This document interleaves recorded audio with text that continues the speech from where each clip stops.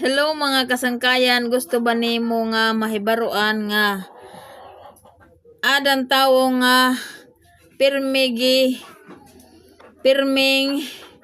gipiraw kung sa winaray pa. So, anong sintomas ang palaging inaantok?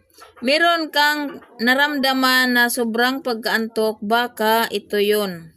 Una, kakulangan sa tulog. Kaduha, stress o pagod. Dapat hindi tayo stress mga kasangkayan. Katulo, anemia o kakulangan sa iron. Kaupat, hypothyroidism. Ikalima, mauning diabetic. So, pagpa-check up dayon kung pirmi ka gipiraw mga kasangkayan. Hello mga kahigalaan, kabalo ba mo nga?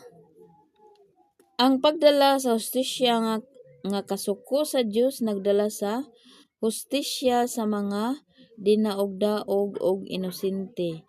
Mao ni atong ibutang sa atong mga kaugalingon nga ang mga dinaog-daog anaa ang Dios nagpaluyo.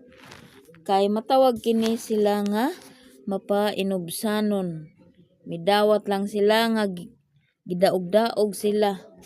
So mauni timan mga kahigalaan.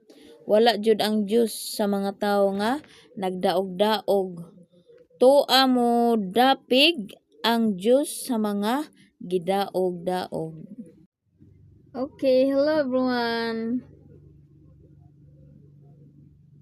Our topic for today is about not emotional and false.